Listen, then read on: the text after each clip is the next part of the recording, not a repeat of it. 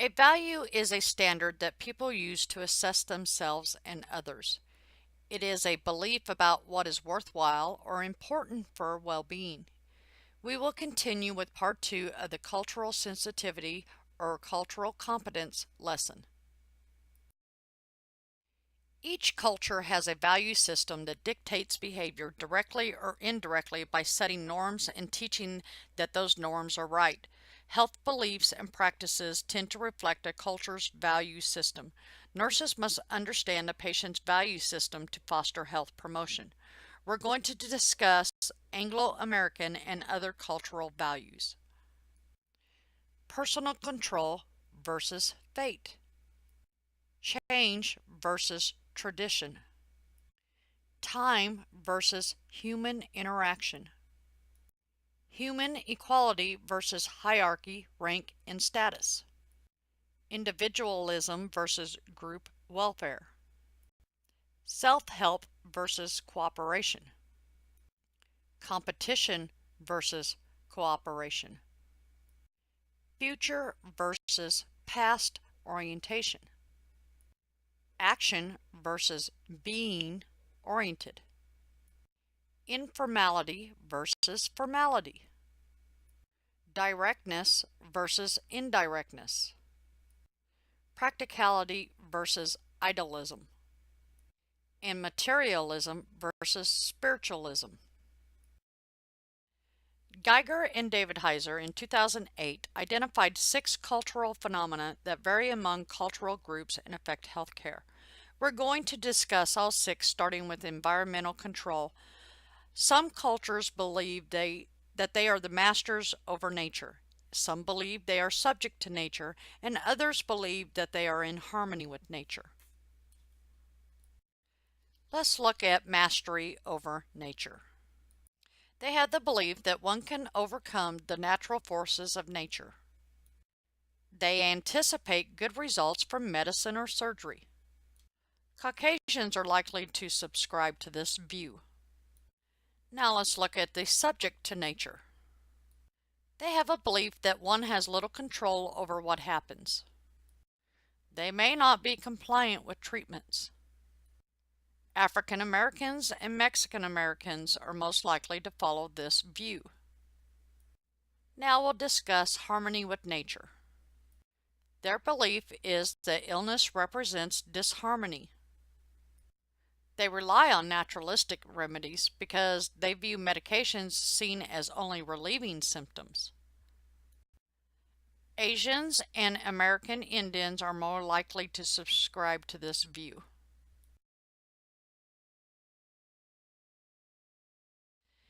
Another cultural phenomena is biologic variations. These include body build and structure. African Americans have denser bones, larger teeth than Caucasian. Then we have genetic variations. African Americans have lower serum cholesterol. Then we have skin, variations in the amount of melanin. Then we have susceptibility to disease. American Indians have greater incidence of strep throat and gastroenteritis and the highest incidence of diabetes. Japanese Americans have lower incidence of cardiovascular and renal disease, but higher rates of stress-related diseases. Mexican Americans have higher rates of diabetes and obesity and use less preventive care. And now we will discuss the final 4 cultural phenomena identified by Geiger and David Heiser. Social organizations refers to the family unit. We have nuclear families, single-parent families, and extended families. Remember, the term family can have different definitions for different cultures. Communication issues include differences in language and verbal or nonverbal behaviors, including silence. Some issues are direct eye contact, formality, agreement, and interpreters.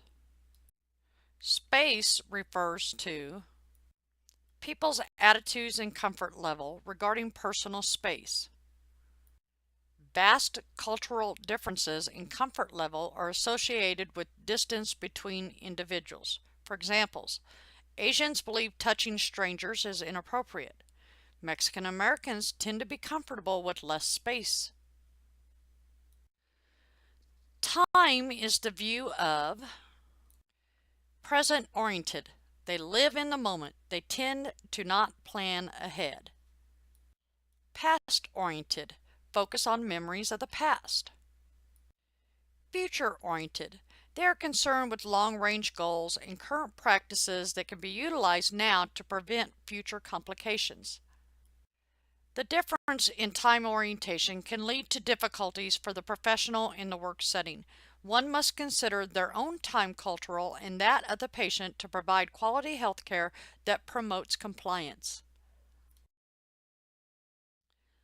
Practice issues related to cultural competence. Minority populations are less knowledgeable about specific health problems, and they tend to underestimate the prevalence of cancer. They obtain fewer screenings, tests, and they may be diagnosed at later stages. Let's look at the international marketplace.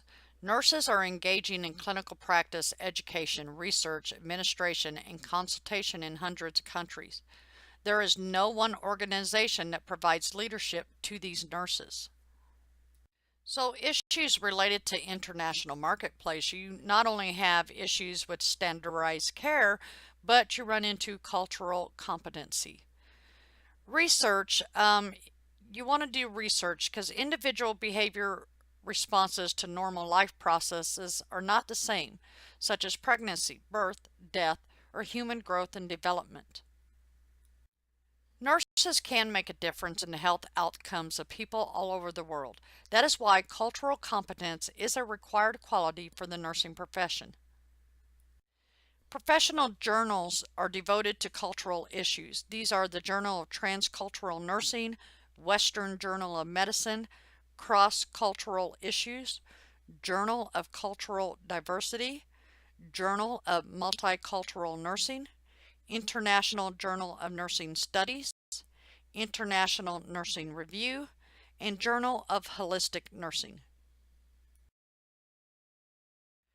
Nursing policies should reflect openness and cultural competence by providing resources for education and practice, to employ or consult transcultural clinical specialists, and offer continuing education programs about cultural issues.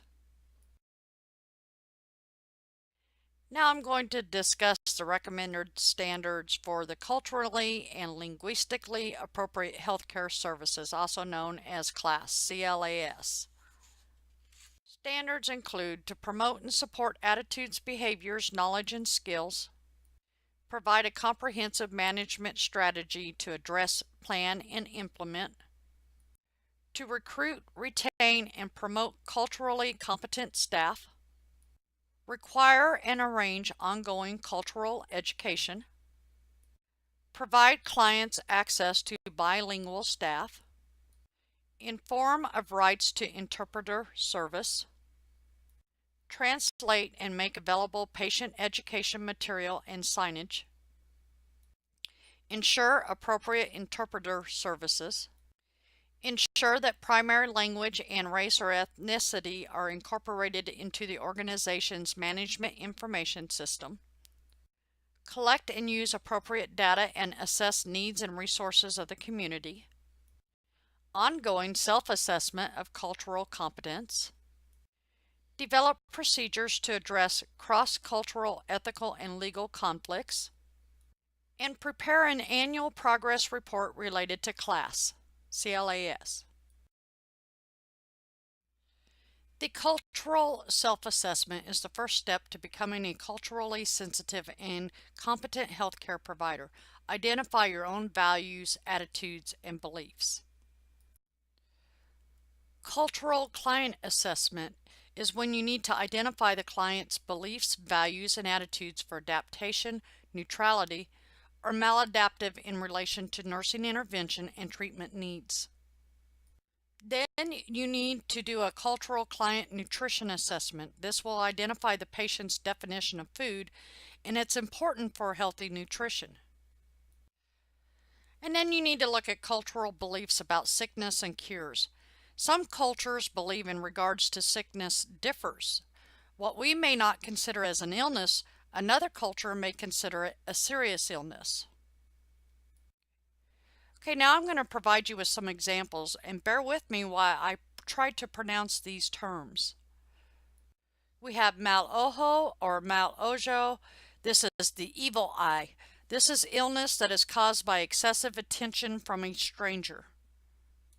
We have susto or susto, which is a fright sickness. It's an emotion-based sickness. We have bilis or bilis. It's a disease brought on by anger. It's illness brought on by anger. Then we have empacho or empacho. This is sharp pains that are brought on by food that's lodged in the intestinal tract. These are just examples of different cultural beliefs. So when you look at cultural competence, you look at it as a process, not an event. It's cyclic, not linear. It's dynamic, not static. It's a process of becoming, not being. It's a journey, not a destination. And coming to terms with the paradox of knowing, the more you think you know, the more you really don't know. The more you think you don't know, the more you really know. Cultural competence is the desire, the motivation of the nurse to want to engage in the process of becoming culturally competent, not the have to. It's based on the value of caring and loving one another. Unique individuals who belong to the same race, the human race, with similar basic human needs. Goal is in providing culturally responsive care and to find common ground. It includes genuine passion and commitment to be open and flexible with others. Respect for differences, yet commitment to build upon similarities. Willingness to learn from clients and others as cultural informants. Sense of humility and personal sacrifice of one's prejudice and biases towards culturally different clients. Awareness. That is the beginning of cultural desire. It's the process of self-examination and in-depth exploration of one's own cultural background. So where are you in the journey towards cultural awareness? What cultural, ethnic group, socioeconomic class, religion, age, and community do you belong to? What experiences have you had with people from cultural groups, socioeconomic class, religion, age, and communities that are different from you? How do you feel about them? When you were growing up, what did your parents and your significant others say about people who were different than your family? What about your cultural, ethnic group, religion, socioeconomic class, age, or community do you feel embarrassing or wish you could change? What personal qualities do you have that will help you establish interpersonal relations with persons from other cultures? What personal qualities may be detrimental? So in quoting Popeye, in our cultural identity, I am what I am. So really, how do we know who we are, and how does that affect our interactions with people who are different than us? What you are is a question only you can answer. By Lois McCaster Buhold.